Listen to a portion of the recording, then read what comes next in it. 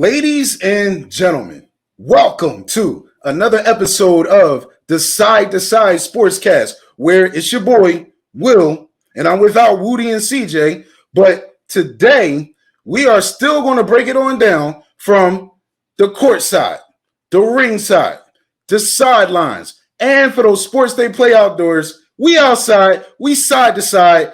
That's how we ride.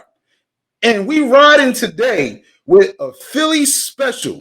Now, Philadelphia sports fans, the last time you heard the two words Philly and special next to each other, you remember Nick Foles catching a touchdown in what would be the Philadelphia Eagles' first NFL championship. And as a Dallas Cowboys fan, it's hard not to spit up in my mouth by even saying that. But we got to keep it real. Today, I'm going to have three Eagles and Philly fans representing the 215 with me, and we're going to start off with our main man, Andis Ab. What's up, baby? What's going on? What's going on? How y'all living? Hey, doing good, man. We're doing good. Hey, ladies and gentlemen, Ab's Hair Studio. You know, if you want to get a fresh lineup, you got to hit up Ab's Hair Studio. My man's so sharp. The Clippers are named after him. His name is Andis Ab on social media. But Ab, man, tell us a little bit about yourself. Who's your favorite sports teams? My favorite sports teams, I'm going all Philly. You know, I love the Phillies. I love the Sixers, the Eagles, and, you know, a little bit of Flyers. You know, I keep up with my Flyers. Okay, so listen, I wouldn't expect anything less. You represent 215 to the fullest. Now, what's those teams that you can't stand? The Dallas Cowboys. I knew you was going to say that. The Lakers. That's pretty much where it is. What about the NBA? Do you got a team you hate in the NBA? I said the Lakers. You said the Lakers. My bad, I missed that. Okay, so you can't stand the Lakers. And baseball, it's the Atlanta Braves because they always stick it to the Phillies. So you don't like the Cowboys, the Lakers, and the Braves. You know what? And I ain't mad at you, man. So what's one of your favorite sports memories? My favorite sports memories, got to be Philly special. I mean, you said on it, you know what I mean, in the intro before you bring us in, that Philly special, it was just a special moment. You know, Tom Brady, I think they tried it beforehand. They didn't get it. And then my man, Nick Foles, with his basketball background, got that ball at the highest point and brought it in and got that touchdown, man. We won. Okay. You know, that's how we might not see the next couple in 10 years. We might not see that in 10 years. So, you know, I'll take that all day. It's up to me. Hopefully you don't see another one ever. But you know what? I ain't no hater, man. It is what it is. And I gotta ask you, what's your most forgettable sports moment? Man, I really don't got one. You know, I'm a big sports fan all around. So I watch all different things from boxing, basketball, football. You know, I even like to watch my hockey fights. You know what I mean? But, you know, just all around sports guy. True sports fan. Nothing. You don't want to forget nothing. If it happened, it happened. You know. Now I'm going to bring on our boy representing Hargett from Philly, Bob Bramett. Can't wait. What's up, B.O.B.? Guys, how you guys doing? Hey, man, we doing good over here, baby. Hey, tell us a little bit about yourself, man. What are your favorite sports teams and the most disliked teams? It was Eagles, Sixers, Phillies, Flyers. Okay, that's my man right there. That's the order. The Eagles can get me in a bad mood for 8 months, so they're at the top. You know what I mean? Okay. And the teams you don't like? Come on, guy. Come on. I troll man. Everybody on the site.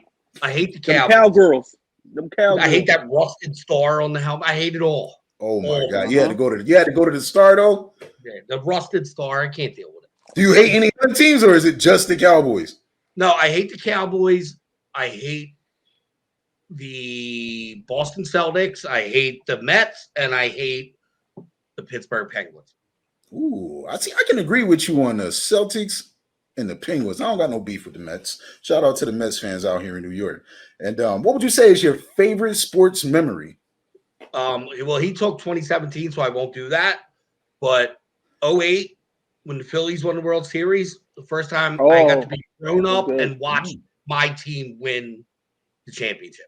Nice. Yeah, Okay. I was definitely on Cotman and Frankfurt down there after they won that. No, I used to live there then. I used to live there. Yeah, okay. Hey man, listen, I was at the parade and I'm not even a real Phillies fan. I can't claim. It's just I was like, yo, party, I'm out there. So it was Yeah. lit. And if my Cowboys ever win the Super Bowl again, I will be flying to Texas. But we're not here to talk about them, man. Most forgettable sports moment, Bob. What would you say? I won't even say the moment. I'll say the name. Rondé Barber. Ooh. Forgot about that. Hey, tell the sports fans out there why you want to forget Rondé. We were closing the vet. We get the ball to start, drive down the field, score. And plus he looked just like that dude who played for the running back for the Giants. So I hated him even more for that reason. But Twin Tiki. because that kind of like let the wind out of our sails when that happened. I knew right then. I'm like, crap, we ain't winning. Definitely a forgettable moment for Eagles fans. And did they ever play together? The two brothers? They never played together. They did not. Only in the backyard. Only in the backyard when they was kids. Right? That's the only time they played together. Right? Now, representing Mount Airy to the fullest. We got one more Philadelphia sports fan. We're going to bring him on. It's our boy, Jason Parker. What up, Jay? Hey, what's up, y'all? What's going on? My man. Hey, man, so listen, tell us a little bit about yourself. You know, what are some of your favorite sports teams? It starts with the Sixers and Eagles. You can go 1A, 1B. It's the flop, basically. I follow the Phillies. I don't really follow the Flyers as much. The Phillies, actually, I would follow them, and I'll get kind of annoyed if they're not playing well. Flyers, I get take it or leave it. It's like, okay. But yeah, those are my favorite teams in terms of that.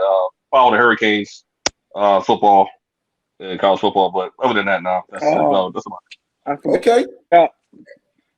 Hey, I just want to say, in Philly, typically 90% of Philly likes all Philly teams. No other team matters.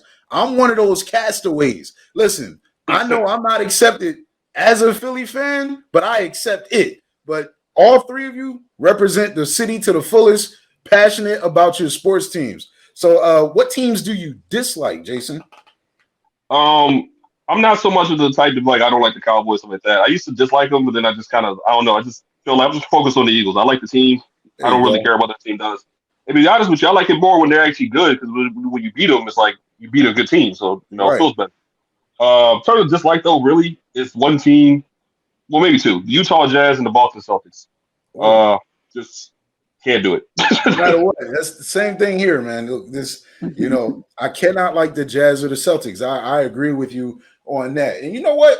I like how you said the Cowboys don't matter. You focus on the Eagles, but listen, although I am not an Eagles fan, I want the Eagles to be good because when the Cowboys just win easily in the division, they get smoked in the playoffs. Like it's like they're not ready, right? And I feel like the NFC East brings out the best of each other. That's why historically it's one of the most dominant divisions in football, right?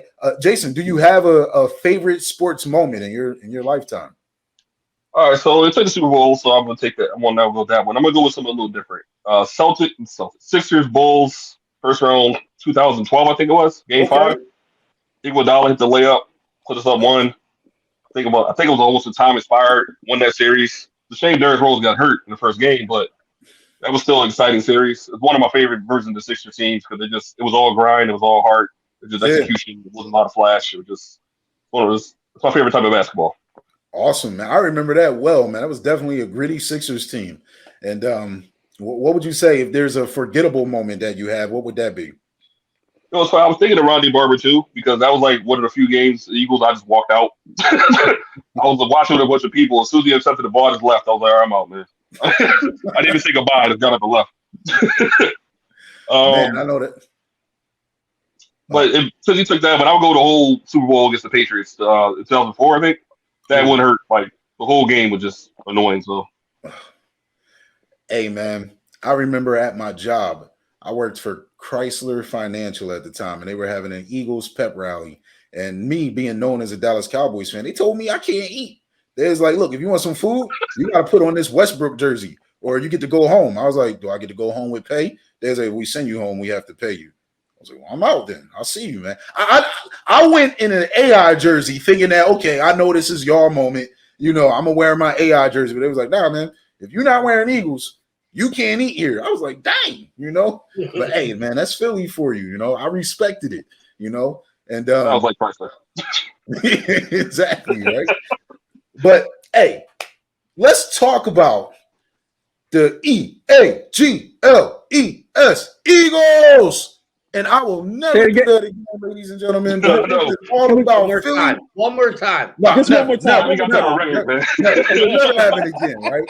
But listen, let's talk about your Eagles, man. I gotta say, on this very show, before the season began, I predicted the Eagles to go 3-14, because it's 17 games now. I said this is gonna be a bad year. You know why? Because first year head coach Nick Sirianni, 40 years old, didn't call plays in his past life. He was the offensive coordinator, didn't call plays. Nick Sirianni hires a offensive coordinator with 1 year of coordinating experience, right? And that's Shane Steichen. So I'm like, that doesn't look good. And then you hire a first-year defensive coordinator who's 39 years old, again, young coaching staff, and Jonathan Gannon. And all of these guys have to coach Jalen Hurts, who only had 4 starts to his name. To me, and it wasn't even being a hater, I said the Eagles are going to struggle this year. You came out the season 2-5. It looked like I was going to be right, but maybe a couple games off. I didn't see another 2 or maybe 3 wins max coming. But listen, just as resilient as the city of Philadelphia themselves, the Eagles came marching back and finished the season 9-8 and punched the ticket to the 8th seed in the playoffs. So, fellas, how do you feel about the season? Of course, lost in the first round of Tom Brady, but where do you feel? Do you feel hopeful for the future, a little uneasy, or how do you feel about this season? It's a step. Bob, you got it. It's a step. It's a step. Hey, how can you not be happy they made the playoffs? 3 first-round picks. Brandon Brooks just retired. Now they're starting to have money to spend in free agency.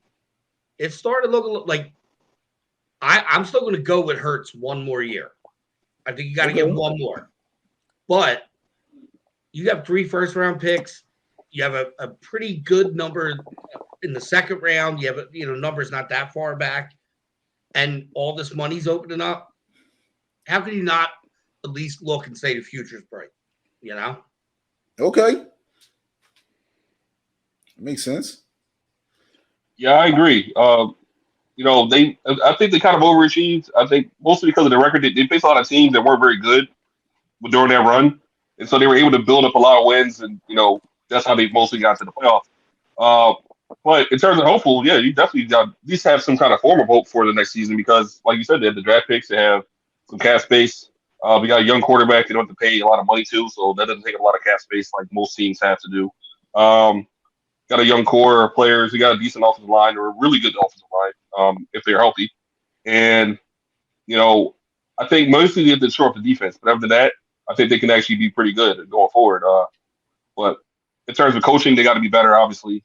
In terms of getting people prepared, getting people open, designing an offense that actually, generates points and moves the ball effectively.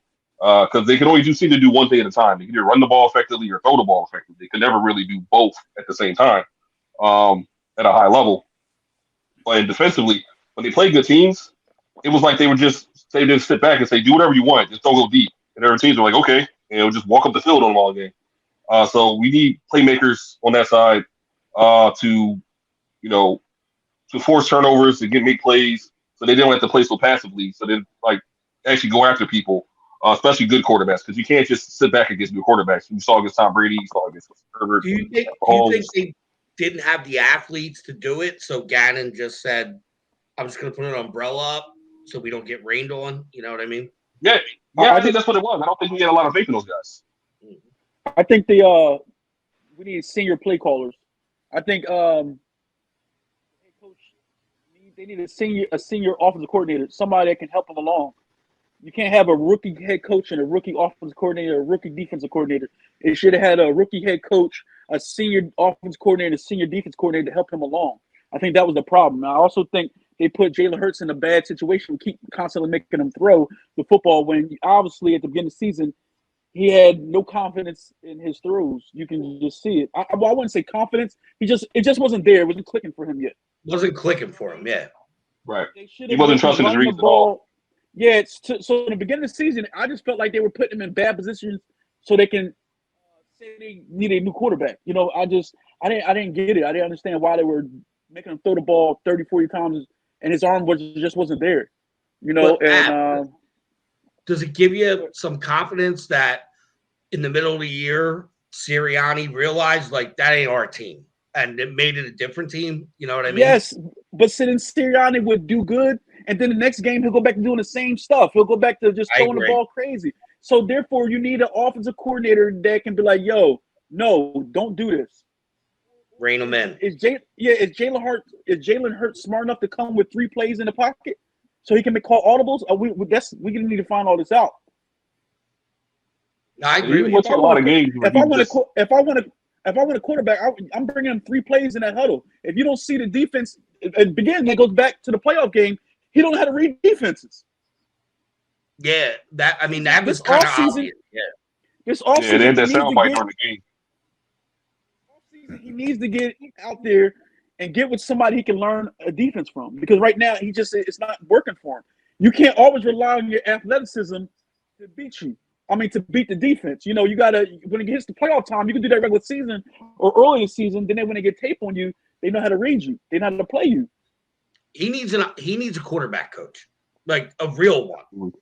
You know what I mean? Not somebody that knows him, because that progression that they got knows him. Yeah. So I want to ask you fellas a question. Do y'all remember, real quick, Will, do y'all remember with Chip Kelly did to Michael Vick? Remember, he switched everything how he played quarterback. I think they need to do something along those same lines.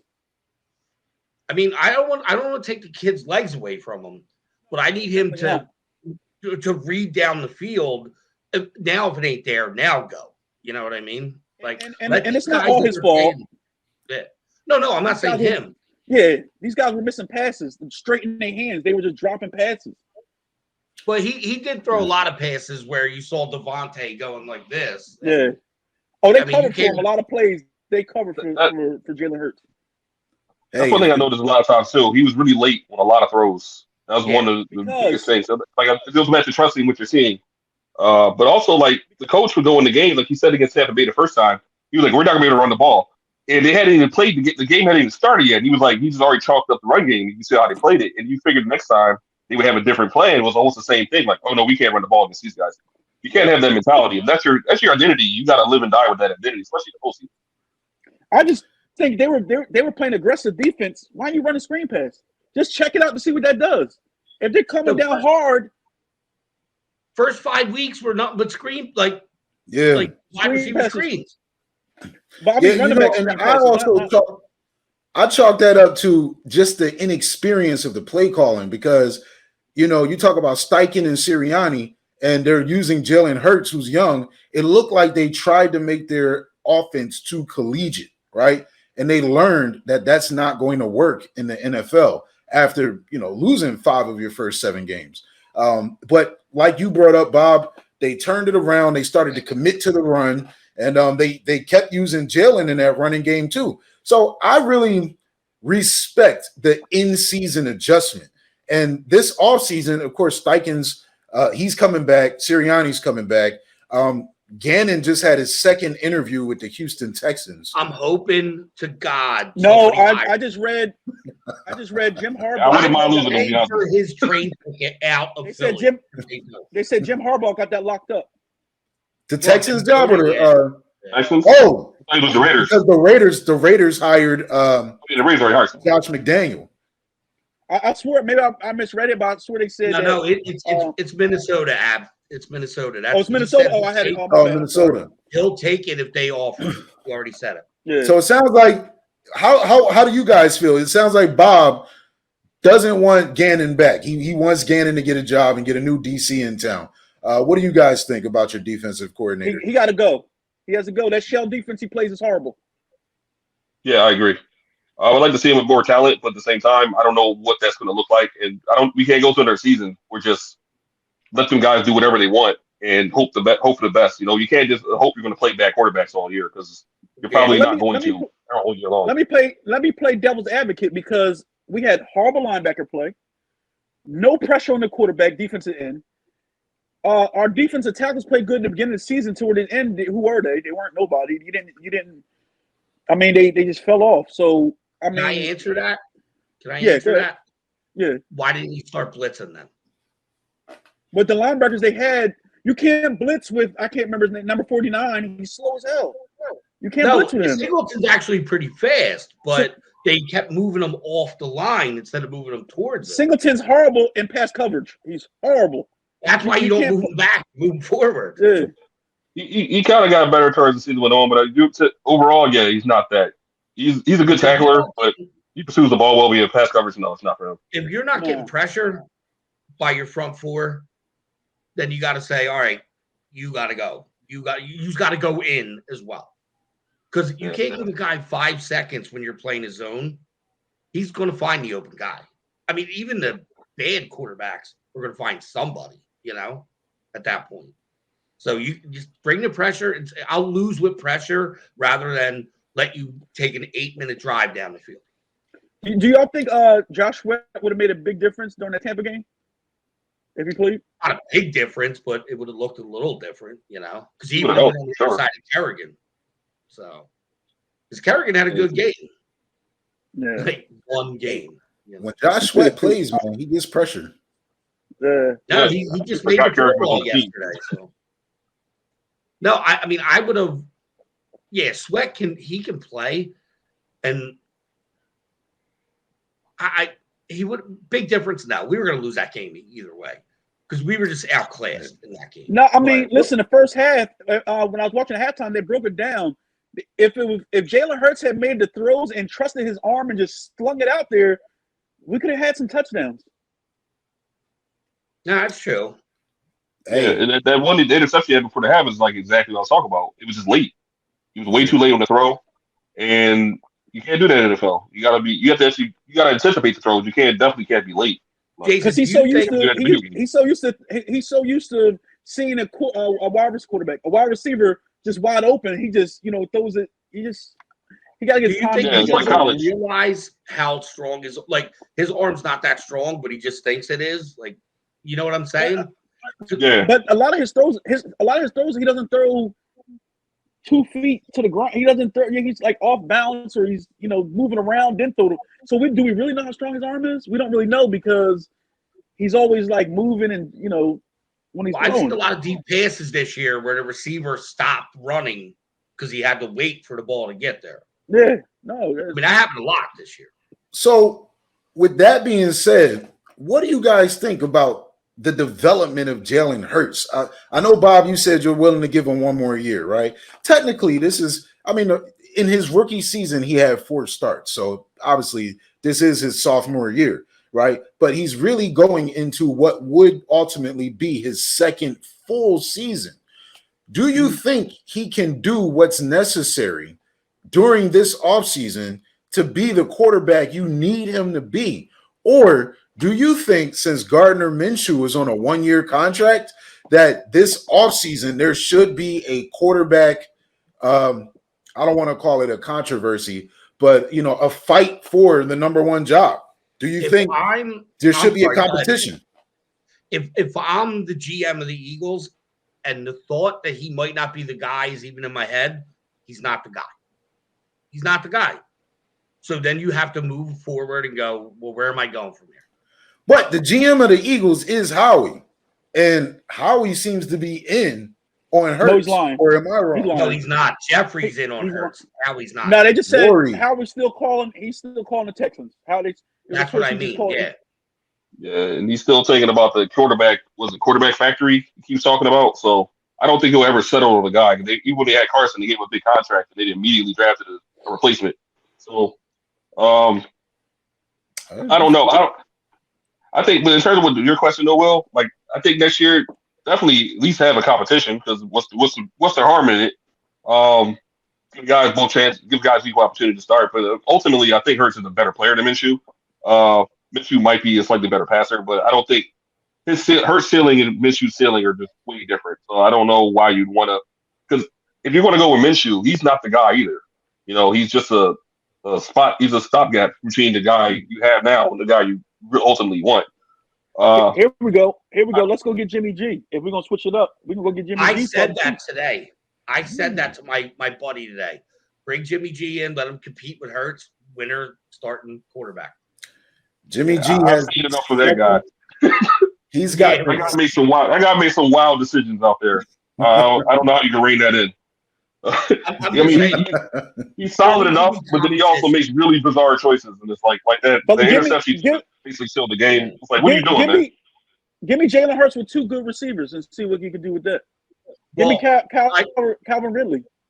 Well, I know this is going to be a question later, so I didn't bring it up so we can get into that. But if you do what you're saying, you get better players around him, and he still looks like the same quarterback because he can't read the defense. He doesn't throw guys open. He waits till they're open to throw. Then what do you do at that point? Then we trade everything for next year. Dan, that's 2 years. The quarterback from Alabama, that's 2 years, right? He'll be out in 2 years. He won't be in the draft this or maybe 2 years. But hey, I'll trade the house and get him. He looks pretty good. He does look like he's going to be a future competitive NFL quarterback. But I'll tell you what, this might be a good – now the Eagles already have 3 first-round draft picks for this draft. If they did decide that they needed to be aggressive, maybe go get a Derek Carr or somebody like that. They certainly have room to do it. Now, clearly you don't trade 3 first-round picks for Derek Carr. But what I mean is you have stuff in your bag to actually expense that. Teams may call the Eagles for Gardner Minshew. Think about it. Tom Brady just retired, right? What's next in Tampa? Like, they got to figure out what to do with their quarterback situation. If I was Tampa, I'll trade for Jimmy G. I will go get Jimmy G if I'm Tampa. I'm saying they're probably going to try to do that. If the 49ers were smart, they wouldn't turn it over to Trey Lance right away. And I'm just going to tell you, Trey Lance, exciting name, played at a very small school with very limited experience. He's not ready. He's not ready. It was proven when he was on the field this year. Shanahan was protecting him. He needs to sit at least another year. He will be ready one day. He's got an arm. He's got legs. I don't know if the reports are true. But they said 49ers are going to find Jimmy G a good team to trade to. They probably will because they put so much into into Trey. They gotta see what they got. I'm just saying, to me, it makes sense to keep him. But for the Eagles, I'm willing. I'm of the impression that the Eagles are going to go with Jalen Hurts this year, and it really be a defining season for what they're going to do for him. I would be surprised if they made a move, but teams may try to contact them to get Gardner. The Steelers, Ben Roethlisberger retired. And I'm not saying Gardner is like a bona fide starter, but teams that don't really have an answer are going to look to bring in somebody that can compete. And he's got a pretty solid resume, minus the loss to Jacksonville, but stats, touchdown to interception ratio. If the Eagles go do that, who do they get as a backup for Jalen Hurts? Because remember, Jalen Hurts had, I know his ankle was bad, and I think he had to get surgery on the ankle. That's true. The Eagles could always keep him. He's on a 1-year contract, so it really depends on the offer that's on the table. So those are decisions that are up for Howie. So let me ask you guys this question: Howie, the GM, how do each of you feel about him? And do you believe, because when Howie took the team over from Chip and instantly got the team back in the Super Bowl, Howie was sizzling. But that sizzle has been fading over the past few years with a couple missed opportunities in the draft. So how do you feel about the decision maker in Philly and the organization's chance to get you back to the Super Bowl? If he messes up this year, he got to go. With these 3 first-round draft picks, you got 10 picks in the first. Was it 10 picks in the first 3, or what is it? We got 10 picks altogether. I'm sorry, we got 10 picks altogether. if he messes up this year with duds, he got to go. There's no choice but to make him leave. I mean, you need a linebacker. You need a linebacker. You need another receiver. You need an offensive lineman. You need a quarterback. What do you need these players? When we won the Super Bowl in 2017, Howie got Patrick Robinson, Chris Long, the Garrett Blunt. These weren't big names. They just had big years that year. So it wasn't like, he was, mining for gold. He was like, here, this guy will sign with us. This guy will. They just all came together that year for some reason. The Eagles peaked at the right time that year. That's what happened. They peaked at the right time. You have these 3 first-round picks. You have to go each level of defense with each. Like, you have to go linebacker, secondary in the first round. No, we need a linebacker first. Agree. It has to go first. Linebacker has to go first. No, I'm just saying. What do you do with it? 3 levels, Yeah, I agree. I would go. My first 3 picks would be straight defense. I would go, like you said, straight defense. I'll give me a receiver out the second round if I got to, or free agency, one or the other. Yeah, I'm going. My first 3 picks. I'm going linebacker, cornerback, and defensive end. Yo, I would go. Give me Devin Lloyd. I want Devin Lloyd. My dream. If Darryl Stingley falls out the first 10 rounds, the 10 picks, trade up. I'm trading to go get Darryl Stingley. I would say my dream is that the kid from Michigan starts to fall. Who? So you got him, you got Lloyd, and give me Booth at 19. I like Booth. And then give me, I like the Saints are in cap hell, but they have that safety, and he's going to want big money, and the Eagles have money to spend. Go get him. Go get a wide receiver free agency, and then the rest of your Here's a quick question. The court, I don't know his name. The wide receiver that transferred from Ohio State to Alabama that tore his ACL. He tore his ACL in the Williams, in the game. I think his last name is. Yeah. You think he's gonna fall out the first round? I wouldn't take him in the first round. Not if I'm trying to get better, because he's not going to be himself for another year. Man, but he can play though, man. He can. He's good. I don't know how he's going to come back off the pick. It's kind of like how Sidney Jones was a few years ago, where he was a first round talent and he took him. And it's like a first round pick next year. He never really quite panned out. 3 years for him to actually look like an NFL player. Exactly. Those, because of situations like Sidney Jones, those players usually fall even past the second round sometimes, because you really don't know how they're going to respond, especially if they don't participate in any of the off-season activities like the combine, the pro days and stuff like that. So you never know. But once you get out of the first few rounds, it becomes He also didn't look into it like. I was going to say, you have to look into it too. It's not just, you have the year to recover. You also probably need another year, if not more, to get back to the level of play you had before you got hurt. 2 years. Yeah, so exactly. In the NFL at that time, you get a guy out there who's not looking like a guy who should be a first-round pick, a guy who should be a high pick. The media's going to trash him. The fans are going to trash him. The team's going to lose confidence in him.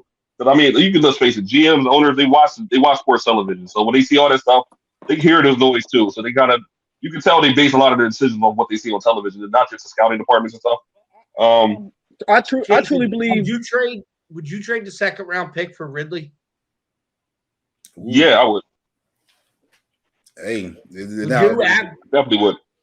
Is Ridley going to play? That's the question. So I do just want to say this. Go ahead. Did you see the tweet from Devontae Smith sent to Ridley? No, I haven't. No. About getting traded to the Eagles and making it Alabama. I never know Stephen Ridley played when he went to Alabama. Yeah, he was there. Alabama to the Eagles. I didn't know that. That's I never paid attention to it. You know what? The best recruiting tool for Ridley is probably on the Eagles roster right there. So you never know. You never know. Those are certainly good options. So Howie, you got a team that has some momentum going. We'll see what Howie does with the team, but I agree with you guys. If he misses with these draft picks, you said each three phases of the defense, the line, the linebacker, and the secondary. You got 15 and 16. It really doesn't matter who comes first in that regard, but you got to prioritize something. And then you got 19. Maybe you go up and get somebody like a Stingley. You got a lot of options, right? And everything that's done, everything the Eagles do is always about getting back to the Super Bowl. And you know what? Speaking of Super Bowl, the last time the Eagles were in the Super Bowl, they actually defeated the GOAT, Tom Brady himself. Tom Brady, who just now retired and called it a career. So let's talk about Tom Brady for a second here. Tom Brady, inarguably the most productive, greatest quarterback of all time. 22 seasons, 10 Super Bowl appearances. So he's almost been in the Super Bowl half of his career. 7 Super Bowl wins, 5 Super Bowl MVPs. The most wins by a quarterback of all time, 278. And he's got a 77 win percentage throughout his career. That is ridiculous.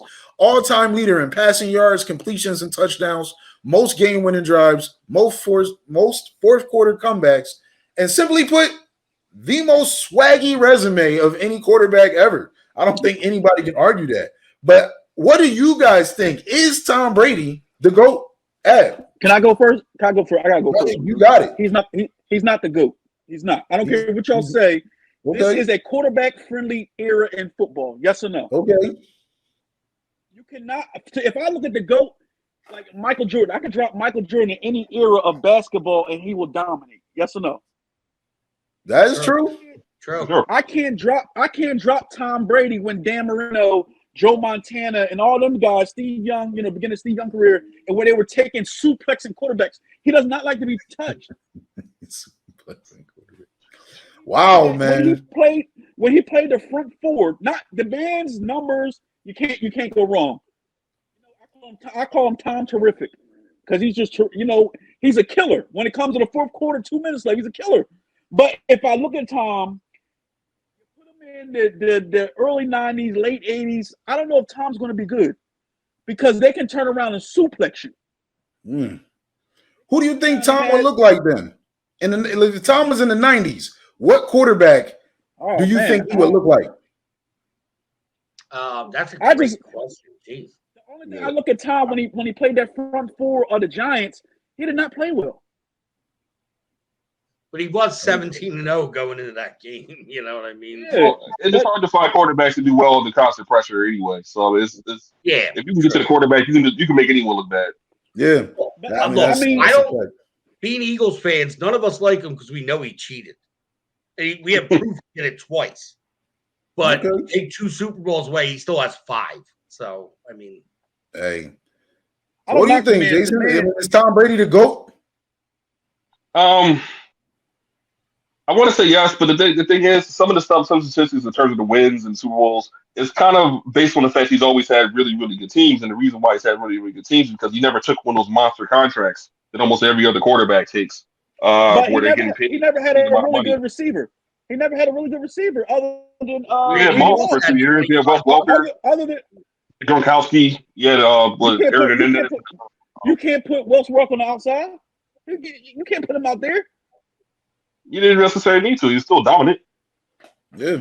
When he did play in the Super Bowl last year with Evans, Godwin, and Antonio Brown and Gronk. So, I mean, kind of takes away he never had a good receiver right there. Man, I don't know if you guys will agree with me on this, but if I had to compare Tom Brady to a 90s quarterback, right?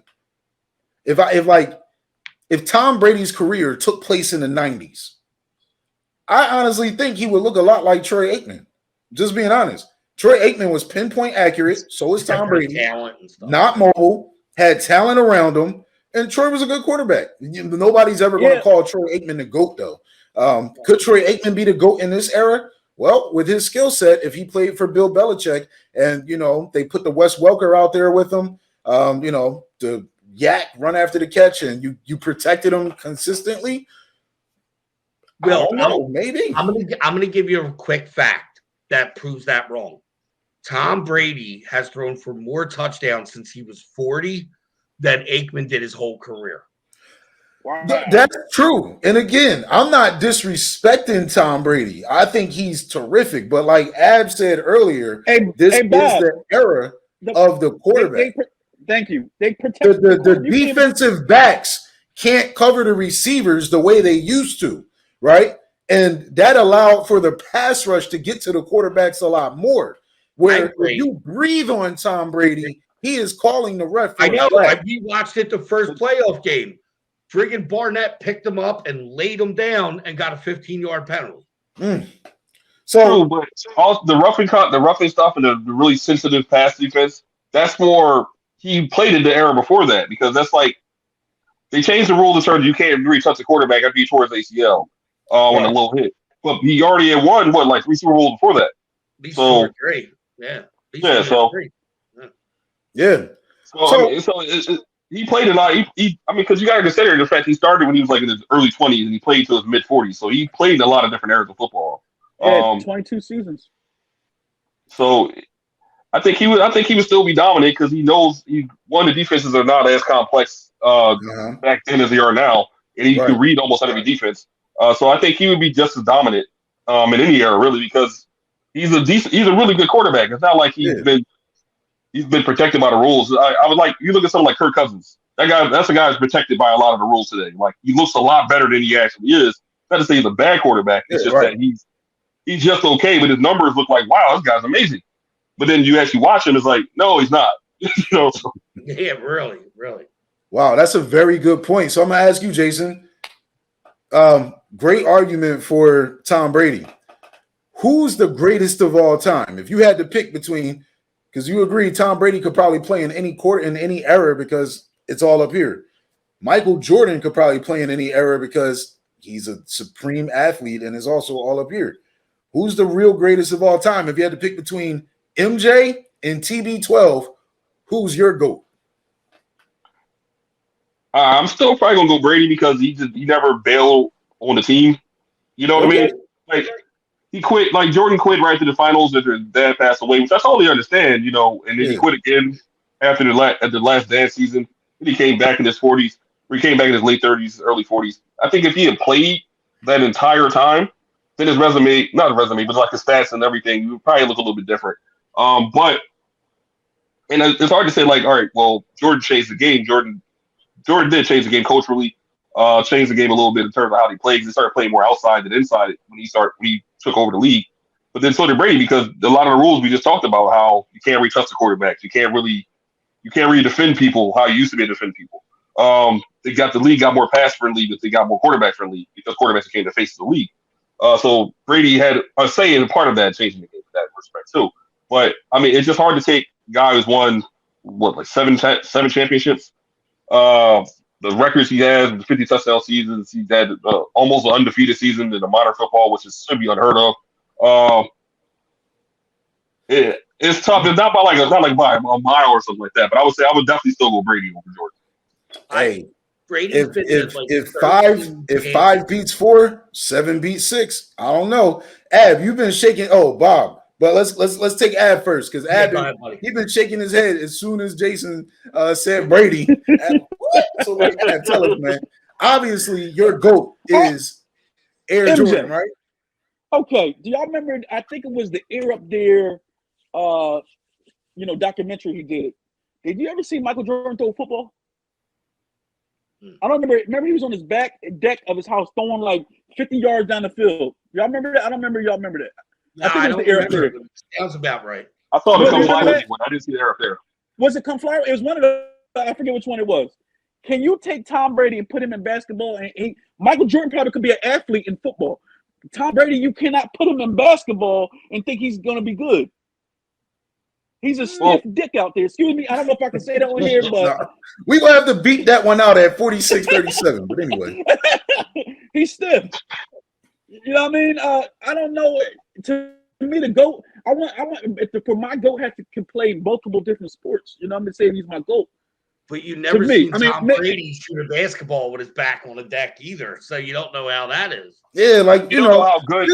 And In Jordan can terms, have like a strong arm or be really fast, but doesn't mean he actually can play football at a high level.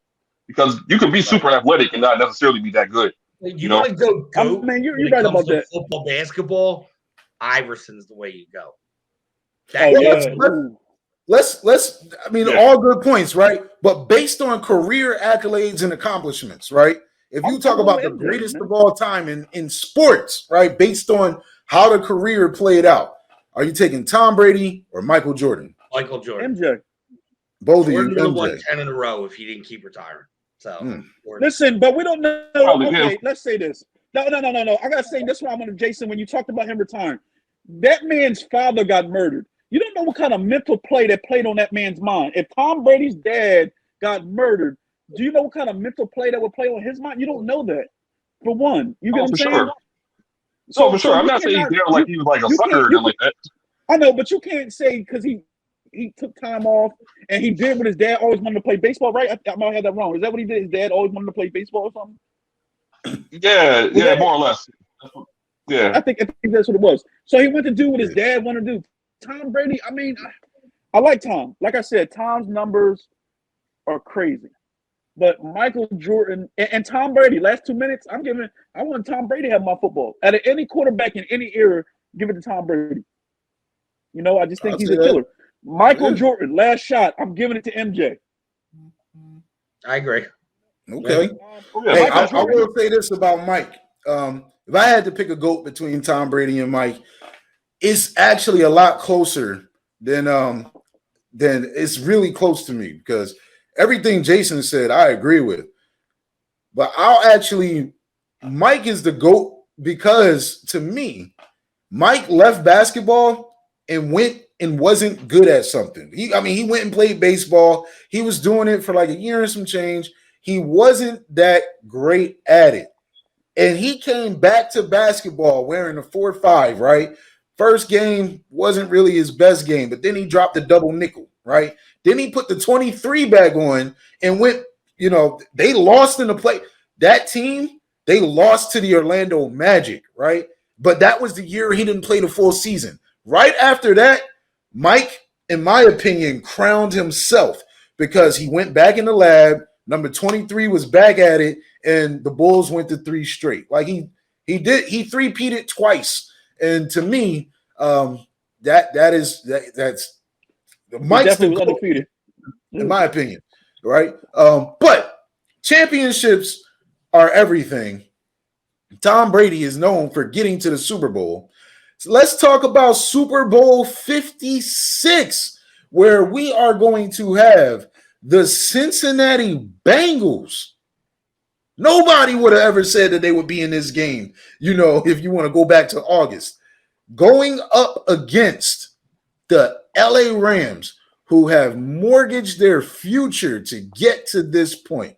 If our co-host James Woody was here, he would say the most pressure is on the Rams, and that's why he's been riding with the Rams this whole time. Fellas, who do you think is going to win this game and why? I think the Rams will because they bought it. I hope the Bengals do because they built it. So, okay. Mic drop right there. I like that. There's nothing you can say about that. Hey, it just shows you multiple ways to build Super Bowl teams. You know what I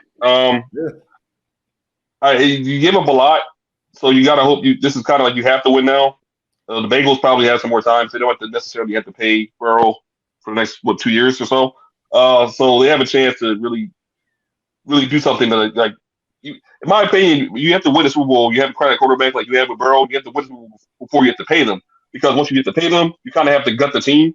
You need to gut the offensive line or gut the defense. You have to go through a bit of a rebuild. So you need the draft picks for that. The Rams are like, we're all in this right now, so we're going to try to win as many as we can before this whole thing falls apart. Everyone gets too old, or whatever happens. In terms of what thing's going to win, I think the Rams are probably the more complete team. So I think they should be able to win it. But just for the fact that it might be a feel good story, I'm kind of pulling for the Bengals a little bit because it's like it's the Cincinnati Bengals, man. Most of our lives they've been bad. They've been like real bad, or they've just been kind of okay. So it's just like you're thinking about it, like, wow, that I like as Eagles fans, we know what that's like. You're almost there. Well, we were a lot better than the Bengals have been since the '90s. But the fact of the matter is, though, is that we know what it's like to not have a championship and then finally get one. And it's almost like, you know what? It'd be cool if they got that. The Rams, the fans are barely even really fans because it's just they keep moving from city to city. So they're not necessarily like they're a strong fan base. Yeah. Where it's just like, wow, we really love this team. It's like, all right. Well, I look at Burrow's wardrobe and I'm like, that kid started to feel himself, man. Turtlenecks with big chains. And then they asked him, like, are those real diamonds? He's like, I make too much money to wear fake diamonds. I'm like, Joe Cool, man. He's so swaggy with it. what do they call him? Look, I'll tell you what, as far as the Bengals are concerned, people will say the Rams have the most pressure because the Rams bought their team. They're set to go 7 straight years without a first-round pick. I've never in my life, my timeline, seen a team continue to pull from their future to build the right now. But hey, they got to the Super Bowl. They got Matt Stafford. They are there. It's paying off. You got to win the game. You got Von Miller. You got OBJ, right? You got a lot of pressure to win now. Are they ever in Cap Hill, like the Rams? They've been tight against the cap, but they work it out. Kicking the can down the road. They keep kicking the can. They've been working it out. Honolulu, because this ain't working. You know what I mean? Yeah. So the thing is this: there is a lot of pressure on the Rams, but I'll argue that there's equal pressure against the Bengals for some of the reasons that you said, Jason, because you get to this moment, a franchise that has never been to this moment. A franchise that hasn't won a playoff game since 1991. Anything can happen. You don't know if this moment's going to happen again, right? You got to take advantage of this moment right here, right now. Yes, Joe Burrow he's the quarterback. He's there. They really have a pretty complete team. The first offense ever to have a 1,000-yard rusher, 2,000 yards receivers, all be 25 or less, and a 4,000-yard passer. So they're young in the core spots on offense. You could assume that they'll be competing for years, right? But they can have a dynasty. When the Eagles won the Super Bowl, every year, yeah. When the Eagles won the Super Bowl, they were young. We thought that the Eagles would be competing for a dynasty, right? They haven't been back. And look now. Now we're wondering if their quarterback is the guy. And this is just maybe like 5 seasons ago. So you never know. I'm just going to say the Bengals have a lot of pressure on them. I'm definitely pulling for the Bengals so hard. I don't know if they can win, but, I didn't think they would beat the Chiefs. So, if you had it, so go ahead. You want to take some, Jason?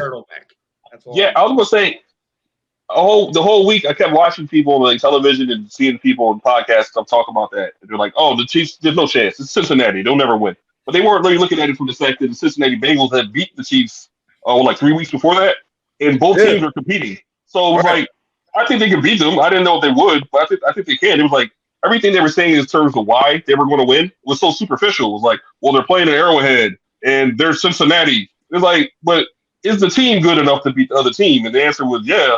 It's just, you got to put it together. Now, could you have predicted the Chiefs fell off a cliff like that in the second half? No, you couldn't have predicted that. Or that Mahomes returned to Brett Favre at the end and just forced the ball for no reason. You couldn't have predicted that. But that's football. Sometimes you make mistakes, you got to capitalize on them, and the Chiefs did. Did we give Mahomes too much credit because he played on a really good team early? Like, you know what I'm saying? Like, we had him saying the best quarter. I mean, the guy played 2 years. He signed a $450 million contract. Yeah, I mean, I'm not going to say we gave Mahomes too much too early because he is still elite. I mean, that boy is talented. Yeah. But I just think last year in the Super Bowl, offensive line broke down. You get to the quarterback, you're going to win. This year, like sneakily, the Bengals had the master. They're down 21-3, and we're not letting Tyreek Hill touch the ball again. Tyreek went the second half without a reception because they just spied on everywhere he was at. There was a spy, and that's why Mahomes looked like he was doing too much because he was trying to go to his comfort zone He was holding the ball longer. They weren't even really trying to sack him. They were just like, if we get in Tyreek's way, he's not going to know where to go with the football. We just want to make sure he doesn't run. And what about this? Because you just said, Mahomes was under pressure in the Super Bowl. I just watched a playoff game where Burrow got sacked 9 times and still had his team to a win on the road. That's true, but a lot of those sacks were, I would say at least 4 of those 9 sacks were because Burrow was he was holding the ball too long, right? But still a great point. It's not like you can't do it, but no matter what, if the quarterback is under pressure, if they're getting knocked down, they're getting beat up, it's going to be harder for them to come back the more consistently it happens, right? No, I would pull a Rams and trade all like these 3, the next 2 first-round picks for Mahomes. So I'm not saying he's not like, I'm not saying no, I hear you. So let's make a pick. Who's winning the game, Jason? Rams or Bengals? I'm still going. I'm going to go Bengals. I'm just going to go Bengals. Ooh, okay, what's the score? Going all in. If you had to pick a score, what's the score? Let's say I'm going to use regular sports guy thing. Say 31-24. 31-24. Bingo. Bob, Rams or Bengals? Who's winning? I'm going to go Bengals, and I'm going to go 31-28 because every other playoff game came down to a field goal. So okay, McPherson, McMoney. Ab, Rams or Bengals? I'm going with the Rams. I think the Rams defensive line is too much for the Bengals offensive line. Score. And the score, man, 31-27. 31-27? I'm going with 30-24. Cincinnati. I don't know how they're going to do it, man, but that's really because I'm cheering for them, right? Hey, let's transition from all this football talk and let's go to the court side, specifically Broad Street, where 1, 2, 3, 4, 5 Sixers have been balling this year. Look, a half game out of first place in the NBA season, 50 games into it. Impressive win recently over the Memphis Grizzlies, who are surging as a young team without Joel Embiid.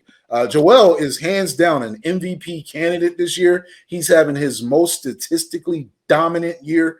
Ben Simmons, who traditionally was a de facto number 2, hasn't even stepped on the court this year because of the personal reasons that we will absolutely be talking about. But hey, the Sixers, man, they're right there knocking on the door to be the first team in the East. The Nets haven't gotten it together. The Bucks are still good, but they're not as consistent. The Sixers, can they make a run? Can this be the year the Sixers get to the finals? Bob, start us off. Yes, because I don't think the East is that strong. I think, if you have a guy like Embiid who's just dominating, yes, you can get there. I went to the game Saturday, and I watched. It was awesome. I loved it. But I've been saying for about 2 months, trade Simmons to the Kings. Give me Halliburton and Hield. I'm fine. I'm fine with that. Halliburton put 38 points up in that game. The whole time I'm like, how good would he look? Right? Because we have Tobias. I give him credit. He's got heart. But I need a guy who can shoot, not a guy who just plays hard. You know what I mean? Like Simmons played hard, never shot the ball. But I don't want them to waste this season with Embiid. You're watching something that you might not. I mean, the guy averaged 34, 11, 5 assists, 2 blocks a game in a whole month. You don't see that often. And he went up against everybody. He's dominating the paint. Jason, what's your take on the state of the Sixers and what they can actually do this year? What's their ceiling? I think you can still probably get out the first round. Second round, well, I guess we'll see. Embiid is playing great. Embiid's playing on a high level. The only person you could probably say is playing better than him was probably Jokic. But other than that, I don't trust the consistency of anyone else on that team, especially in the postseason. Tobias historically has been terrible in the postseason. Maxey, Shake disappear. Furkan disappears. Thibault has some just insane fouls in that Hawk series. and people would kind of brush under the rug because they were so mad at Ben.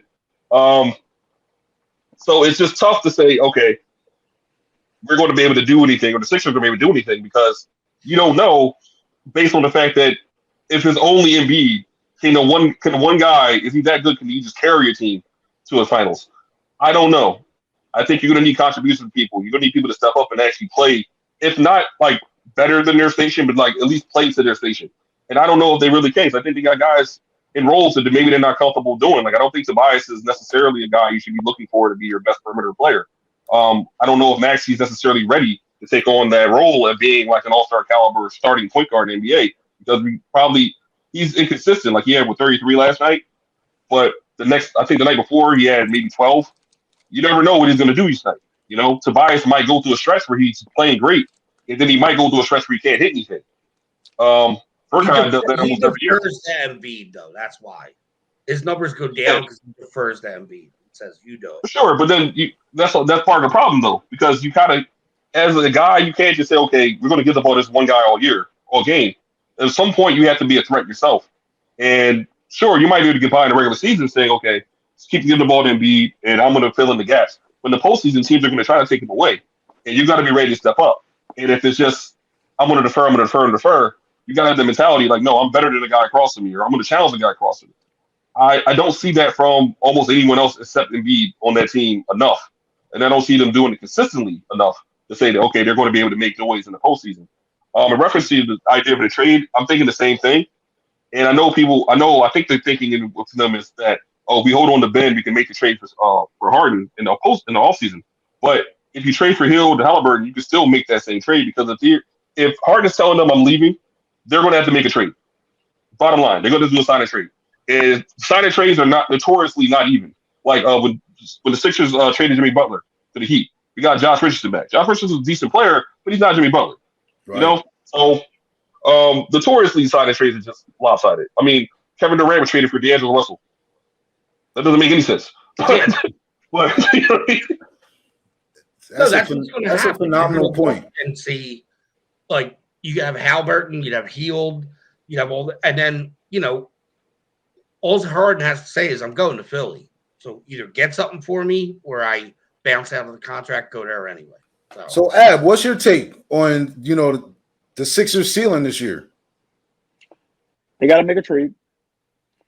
Like Jason said, Tobias is inconsistent. I'm trading Tobias Harris. I'm looking to trade him too. I would go get Jason Collins. I don't know how we worked it with the Hawks. I don't know if he worked out his problems with the Hawks, but I'm going to go get him. I think we need a power forward to take some of the pressure off Embiid. We do need some shooters. So if we make both those, I don't know how we can do it, but let's get us a power forward and let's get us another shooter. I think we'd be good to go. But I mean, I like Buddy Hield too. Don't get me wrong, because Buddy Hield is a great. I wanted Buddy Hield since college. Here's the thing about the Kings, though. It was just reported that the Kings have ended trade talks with the Sixers, and quote is, they don't believe there is a pathway to realistically, they said, acquire Ben Simmons. So, within this next week where the trade deadline finalizes, you never know. That could just be talk now. Maybe Morey, softens, because would you trade Buddy Hield and Tyrese Halliburton? You can make a run through the East this year, just like you said, Jason and Bob. And that trade is always still available next year, because if Harden says I'm out, all you got to do is trade for him. Like, the trade isn't going to be equal. It doesn't have to be Ben Simmons. Can't waste this year with Embiid. You can't. If Ben Simmons turned around right now, if he was the GM of the Sixers, Ben Simmons turned around and said he want to play for the Sixers, would you let him play for you? Well, I'd be like, just stay where you are. Stay where you are. Yeah, I don't know. I don't know, because it's not just that he's been away. It seems like they don't like him. Like, internally, they don't seem to like him. Like, the players on the team don't seem to like him, especially Embiid doesn't seem to like him. So the chemistry problem is going to be there, and he's also going to get booed, and he's going to get mocked, and it's going to be just a headache. It's more of a distraction. Him playing, I think, will be way bigger distraction than him actually just staying away. Exactly. You absolutely can. You cannot turn to Ben Simmons right now if he's willing to play. Because listen, if maybe a month ago, if he was willing to play, because you can have him kind of build his trade value again. But right now, where you're going into the All-Star break, Imagine if you're Maxey, right, or even Seth Curry, or anyone, Shake, and this guy who's been absent all this time, hasn't been caring about the team, has wanted to come out, is coming in and taking your minutes. There's going to be a huge ripple effect that Sixers might lose in the first round. That whole team would crumble from within if you put Ben Simmons out there right now. That would definitely be risky business. So I said trade Tobias. Do you think what y'all think about that? Well, you have to add something in because his contract's an albatross, man. You can't get rid of it. I agree. I do agree, though. Even last season, where people were trying to say like we should make a deal, for the Harden deal was up there on the table before last season. I was saying, you know what? I would rather have Ben than Tobias. It's because I think he's just what he brings defensively and what he brings in transition is just what you get out of Tobias, you can get out of a James Harden, obviously. And I think that maybe he's not. He's a good player. You just can't have him on a team where he's relied on to be okay. You're our primary perimeter scorer. He was a primary ball handler. He was a primary shooter. He was a primary scorer. That's just not something that's going to work. Not for him. He could be on teams with like better players for sure, but just as the guy, that doesn't work. The only thing with James Harden that scares me is his age, man. He will be what? He's 32, I think. Yeah, he's 31, so he'll be 32 or 33. Yeah. Okay. When the season starts next year, 33.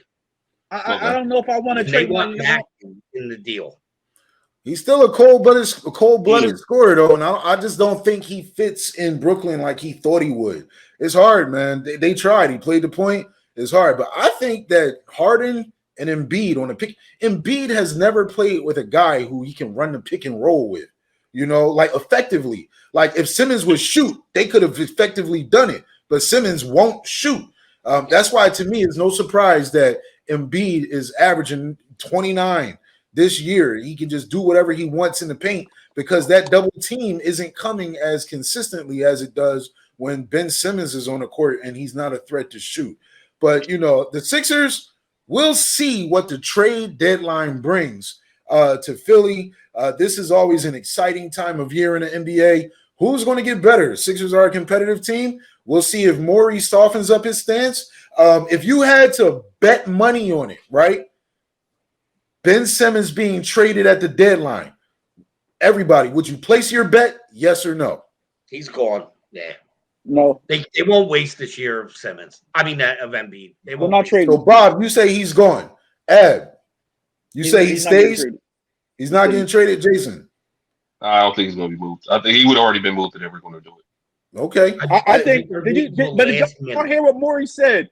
Morey said this might be 4 years by the time this happens. So his contract might be up the time this whole deal. And then you know what's going to happen? In 3 weeks, Embiid's going to say, trade me in the offseason if this is what we're doing. Yeah. I don't think Morey's going to be a GM here that long. If he just refuses to make a deal, I don't think he would have been fired a long time ago. Oh, man. Well, listen, Morey is definitely a tough bargainer, man. And we'll see. We'll see if he softens up his stance and trades Ben at the trade deadline. But I would not be surprised if Ben is just still on the Sixers roster, but not even on the bench after the trade deadline.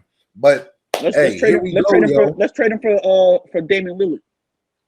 Well, hey, we'll see. Dame's injured right now. That may be an off-season option. But I would trade him for Damian Lillard's cousin. I don't even care. The funny thing about Dame is that Dave doesn't want to leave, and Portland doesn't really have an incentive to move anyone because they're in a position where it doesn't matter if they're good or not. The fans will still want to come to the games. There's no real incentive to be better. The guy said, "Hey, build a championship team," and they went and got Cody. They got Cody Zeller in the offseason. And they was like, build a championship team. And that's what they got. I was like, all right. If that's what you can do, all right. That doesn't work, right? I heard a trade today. You tell me what you think. It was the Sixers getting like a bunch of side pieces and a bunch of picks from Memphis and Ben going to Memphis and playing point forward with Ja and See, I think it will work. As long as Ben is playing on a team that doesn't have a dominant interior presence, it could work. He'd be the guy down low, yeah. He could go. But how about trading New York? Trade him to Australia. You never know. Well, let's actually get to our final segment of the day. Here we go, yo. Here we go, yo. So what's the scenario? I probably could have did a better job at that, but hopefully you guys got your trivia down pat. I'm going to start it off with a question, right? So I have a scenario for you, and I want you to tell me who does this relate to, right? Here's the scenario. There is a current NFL coach in the league who in 2002 actually beat out Hall of Fame wide receiver Calvin Johnson for Georgia Player of the Year. Head coach? I'm just going to leave it at coach. Tell me, who is it? It's between two people, and I'm trying to remember which one it was. I got it. All right, Jason. I think it's Zach Taylor, isn't it? Okay. I'm not going to confirm or deny it. Okay. Well, that's wrong. I guess I just have to say that's wrong. Okay. Oh, okay. So it's the other guy. Okay. Who's the other guy? Name him. Oh, McVay's the other Okay. Ab, what do you say? You got nothing to say. Okay. Bob. That's a good question. All I can if I get position he played, can we get a position, Will? He was a wide receiver in high school, and he beat out Calvin Johnson for Player of the Year. It's not Sirianni, is it? Oh no. God, that would be crazy. No, because he was a wide receiver. That's that would be hilarious. I'm like they need to recount those votes if that's what happened. Man, I respect you guys for actually he was a running back. I lied. But the answer is Sean McVay. He was a running back. He had 40 touchdowns, and over 2,600 yards rushing. Sean McVay was a high school phenom, and he beat Calvin Johnson for Player of the Year. Little behind Sean McVay. Don't sleep on Sean McVay, man. He's been on a big stage for a while. And so 1 point for Jason, right? Who's next with the question? I'm trying to get on the board. Bob, let's go. All right. Now, it's a game. So I'm not going to say this guy did this. Yeah, do your thing. Two teams on the field. Mother Nature decides to intervene. They won't stop the game. They make a play. It was the most bogus call ever. What am I talking about? Fog Bowl. Bears. You got it. Ooh, okay. Jason racking up the points. Stole Jason 2 on the board. Okay. So, Jason, how about you take us to the next question? Oh, man. That was absurd to keep playing that game. I didn't see anything. All right. So, we all know that Klay Thompson has a record for most threes in the quarter with 9, right? Who's second? This has happened recently. Happened recently? Yeah. Oh, man. I ain't followed NBA this year. Malik Monk. It's actually like 4 guys tied for second. But who neither one of them's cool with me. I'm gonna go with Malik Monk. But before you confirm or deny, Bob, who you got? Oh man, in a quarter, I'm gonna go. I'm gonna go Harden. Nah, good guess though. Jacking a lot, Yeah, I mean, he takes a lot of them, so he might have the record for most attempts in a quarter. Yeah, look that one up. Oh, for sure. Wasn't it? I don't know, Steph Curry. I'm going to look up. Can I go with Curry? That's a good guess too, but no, it wasn't that either. You're the guess for him. No, it was Kelly Oubre with 8. Kelly Oubre with 8. Wow, that was a recent game when I think he had 39, right? Yeah, he was terrible the whole game. The fourth quarter hits and he had 8 threes in the quarter. It was insane. Wow. But the other 3 guys, Michael Redd did it, Joe Johnson did it, and Kevin Love did it. All those guys had 8 in the quarter. Wow. Kevin Love? Yeah. Kevin Love used to be a good player. In the Minnesota days, he was a gun. Minnesota days, he was just fired. They had no one else. So. He had no cares in the world in Minnesota. Man, that's a great scenario there. All right. Ab. Okay, I got one. This is a draft. This is a draft question. All right, guys. He's one of my top 3 favorite players. He was drafted in the 1997 draft. Okay, go so get that back. Come on, bring that ticker back. He was drafted the 9th pick, first round 9th pick. Who was he? First round, 9th pick. Which league? 1997 NBA. I'm draft. sorry, NBA. Dirk Nowitzki. Yes. Dirk Nowitzki. Oh, okay. You talking basketball? I was about to start naming football dudes. I'm like, what? So was NBA. I'm sorry, guys. I'm sorry, NBA. Yeah, Dirk Nowitzki, right? 1997 draft. It's not Dirk. Paul Pierce. No, it's not Paul Pierce. Larry Hughes. Not Larry Hughes either. I said one of my top 3 favorite players. You said I'm really Larry Hughes. Larry Hughes, one of your favorite players. Like Larry Hughes is like your neighbor or something. Yeah. Oh, wait. Cut your lawn. Oh, I'm tripping. We talking about Kobe. A.I. was drafted in 97. I don't know why I'm thinking Paul Pierce. No. All right, Kobe was drafted. No, but A.I. was the first overall pick. 96. I'm saying Kobe was drafted the 9th overall 13. pick. He was 13. Kobe was 13. I'm gonna give you a little trivia tidbit to help you out. You ready? He has a cousin that plays in NBA too. Tracy McGrady. Tracy McGrady. Yeah, I beat you. That one's mine. Oh man, Tracy McGrady. Hey, that was good, man. Hey, all good facts. Jason, you go home the winner. Nice. Let's clap it up for you, man. We'll clap it up for you. We're gonna get you a side-to-side T-shirt. Nice. We're gonna be repping our side-to-side colors. Fans, ladies and gentlemen, we want you to come on the Sportscast with us. We want you to call it how you see it, call it how you saw it, call out the fans who didn't see it how you saw it, represent your teams, represent your favorite players, and just display your sports knowledge. Ab, Jason, Bob, it's been a great show. Thank you for representing the 215 and holding it down. Thank you for representing Side to Side Sports Nation. That's all we got for today. We out.